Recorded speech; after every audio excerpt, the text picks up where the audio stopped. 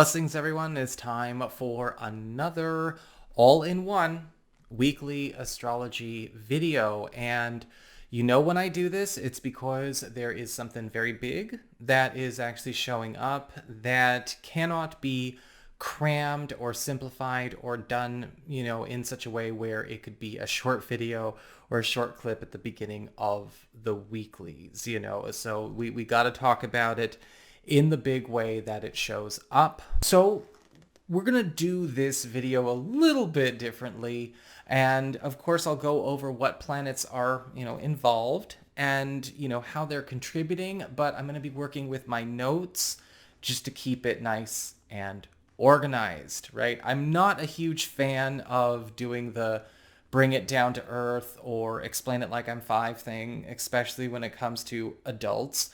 But I have to make sure that this stays organized, or else, I'm just going to go off on a ramble, which was really easy to do the first 3 times I tried recording this video. This is actually creating a 2-week passage that stacks on top of the month and a half energy passage that turned on earlier last week that we talked about in last week's video. And so it's important to keep that in mind, right? Sometimes these things cannot just be boiled down to the day or boiled down to, 1 week at a time. You're missing out on life if you're trying to, pare it down to be more bite-sized sometimes. And that's why I don't like to do that sometimes. I do want to remind everyone that 2 p.m. Pacific time, US and Canada, I will be here live on YouTube, right? That's Saturday, so Saturday the 24th, and giving my thank yous for those who are contributing to my Indiegogo crowd fundraiser, and of course doing a bit of a hangout Q&A to, just kind of chill and have some fun and, good exchanges with people.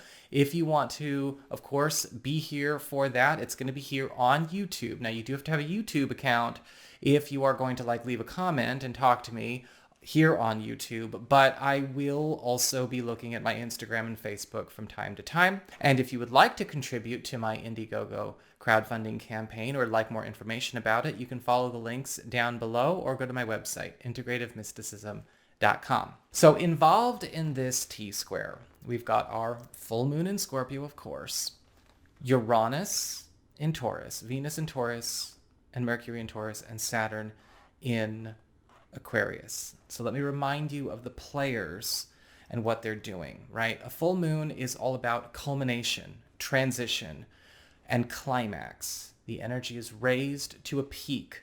In Scorpio, the sign of transition, death in a fashion, transformation, and the movement from one sphere of a reality or one reality experience to another, clearing out the past. We have Uranus, the planet of evolution, alteration, innovation, upgrades, and experimentation in the mix. As Taurus, where Uranus is right now, is all about what the routine is, what is the normal, what is the foundation upon this thing that is, holding your reality or your experience together. We've got Mercury, planet of communication, haste, speed, and of course the integration of higher intelligence also involved, speeding up this transition process. And Venus, the planet of love, harmony, affection, favor, and magnetism, also bringing support and comfort for this transition and some sweet incentive and provisions for those who are going through these transitions. And then we have Saturn in Aquarius. Saturn, right? The principle of cosmic order, divine imperative, that understanding of what is actually being created, enforced, and moved through any means necessary in the highest interest of all concerned, because Saturn is all about discipline, mastery, growth, and again, the principle of cosmic order, divine order.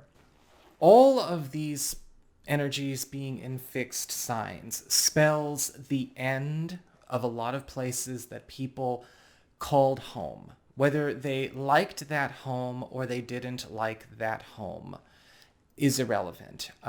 This is the end of a lot of home feeling. Even if you're feeling at home in a dysfunctional situation or you're used to it.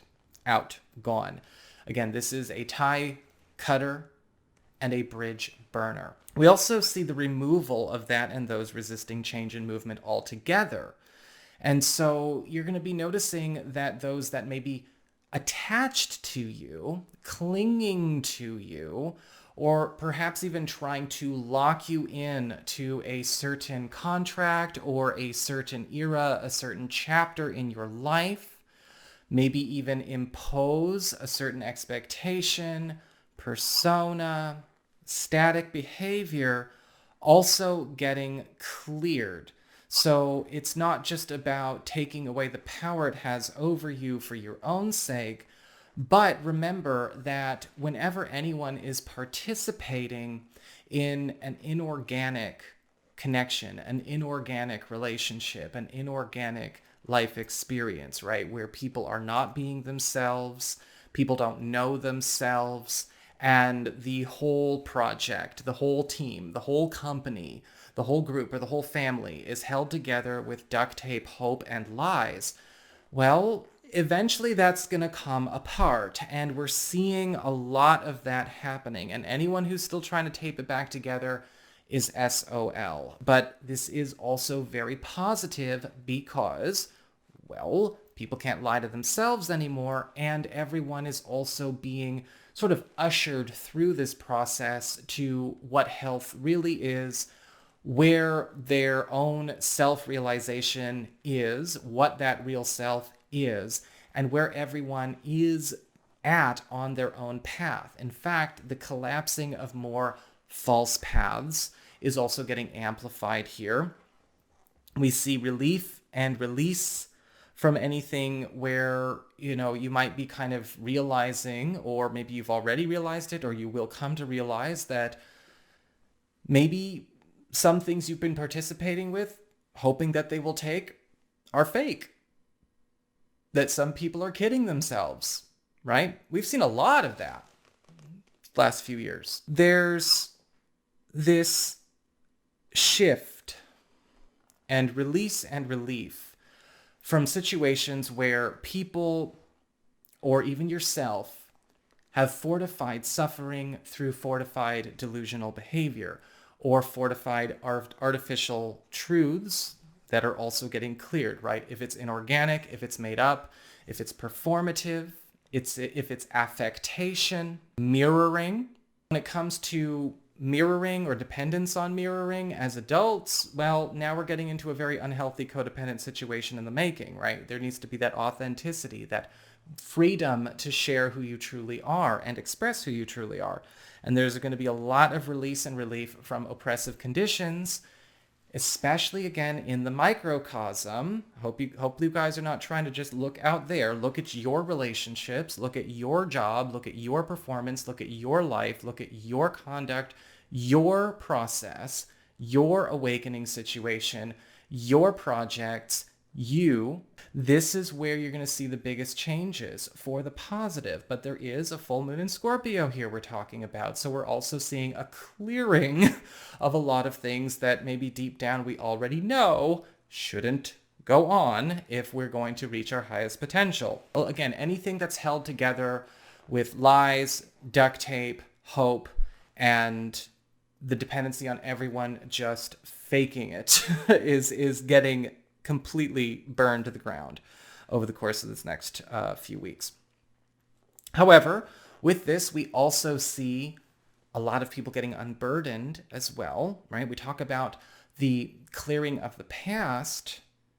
When it comes to situations where maybe you've been dealing with things that you've already walked away from, or you've been already attempting to get away from, you've been taking steps away from, you've been removing and extricating yourself from maybe certain social connections, family, again, professional areas in your field, or maybe even relationships.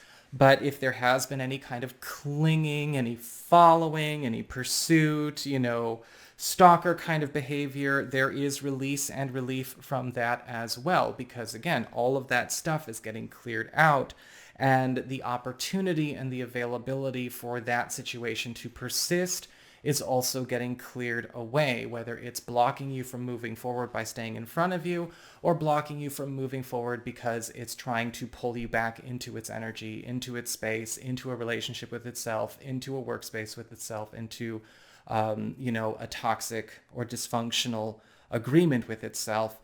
This is going to purge a lot of that energy that holds that reality together for you and for them. This can be seen as sort of an adoption and acceptance experience for everybody. Adoption and acceptance of healthy organic relationships and opportunities that help propel everybody into a higher state of peace, abundance, harmony, love, real love, pure love, right? Pure love, not anything tainted by a script or tainted by distortion, tainted by wounds, tainted by insecurities, tainted by, projected toxic need or anything like that. You can actually see this energy playing out almost like it were the adoption out of a dysfunctional family situation, a dysfunctional work situation, a dysfunctional school, a dysfunctional community, right? Matilda finally gets to go live with somebody who can attune to her, that is naturally and organically a match for her. And we don't really, and this is actually good too, we don't really see or care what happens, right? It's not about not caring in a mean way, but it's just, the dysfunctional people, the dysfunctional relationships that Matilda leaves behind. You know what? She's supposed to leave it behind completely. And so are we. Adoption out, right? We are getting cleared out of that situation for good. And this adoption and acceptance energy can be very challenging, I think, for some folks, because you might feel like, oh my goodness, I've been brainwashed into thinking, well, loyalty means I don't do this. Even if I could excel in my career, if I take this step, my programming or limitations asserted by my boss, this company, are not letting me do it, or I could do this, but my programming, and these toxic, horrible values from this, abusive, unstable relationship at home or parenting situation. This is about clearing all of that. There is no more indulgence, and that's all it really was. Okay. Patient indulgence, waiting for somebody to take the time when they're getting what they want to get better. Clearly it doesn't happen. Everyone is now being adopted out to where they belong, right? And it's not about creating a place to belong where we all have a special handshake and, again, we all regurgitate a bunch of affirmations. A real heart-centered connection with your work, with your light, with your friends, with your love, with your fellowship, with your brothers, with your sisters. This is where this energy is going for your work, for your spiritual path, for all of it. So that is what I've got for you guys. I hope you enjoyed it. If you did, don't forget to like, share, and subscribe, because I appreciate it. And should you ever wish to get a session with me, go on ahead to my website. It's integrativemysticism.com.